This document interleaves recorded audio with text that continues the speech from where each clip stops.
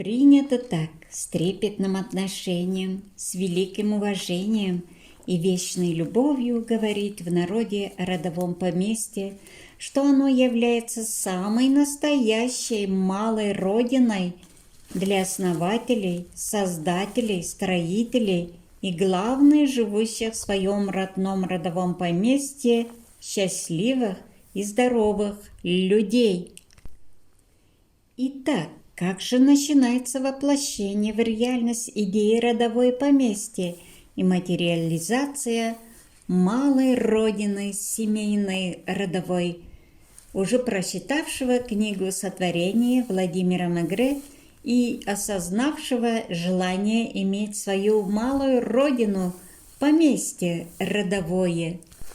Да, появляется очень огромное, даже долгожданное желание иметь свое родовое поместье, свой кусочек земли для вечного пользования, для своего рода, свою малую родину, тем более, что уже знаешь наперед, что землю родового поместья можно передавать только по наследству и подарить своим самым родным людям.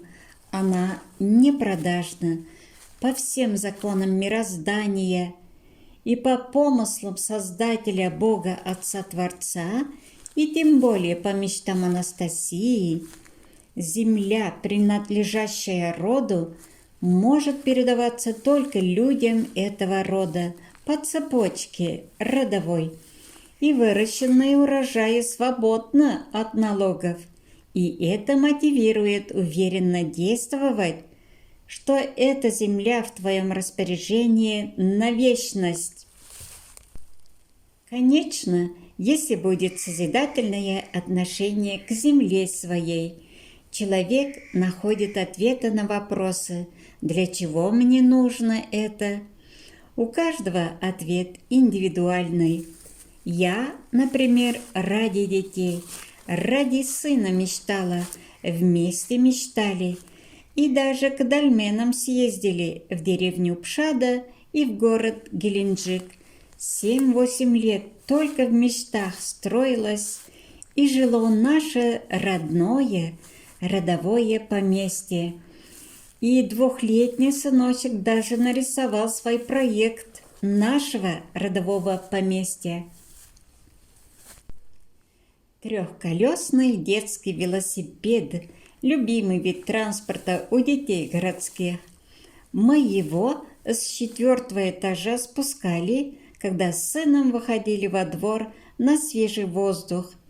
Однажды сын говорит: «Я хочу жить в таком доме, когда откроешь дверь, можно было наступать сразу на землю». Вот и ответ, для кого в первую очередь нужно строить родовое поместье. И когда осознанность пробуждается, отправляется во все вселенское услышание, намерение, где ставится четкая, запланированная, жизненно важная цель – жить навечно в своем родовом поместье. Всегда все желаемое нужно почувствовать, даже представить образно, мысли-образы сотворить. И начинается поиск земли, подходящей, чтоб понравилось себе и всем членам семьи, и чтоб полностью ощущать, что эта земля на века, подходящая для моего рода.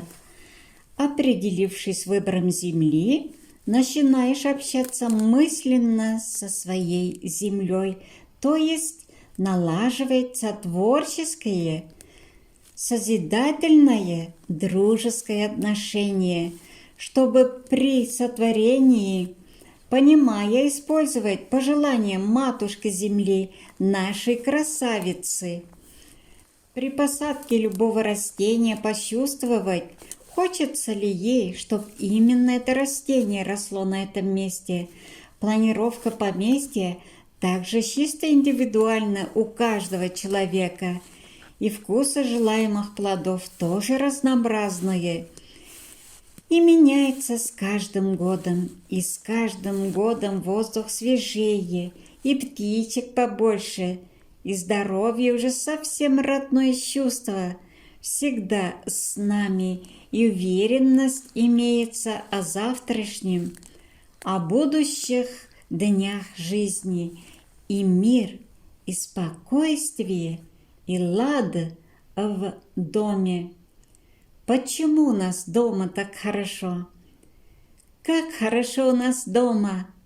У нас дома очень хорошо, повторяет многократно мой сыночек. Почему ты такая хорошая? А мой родительский ответ таков.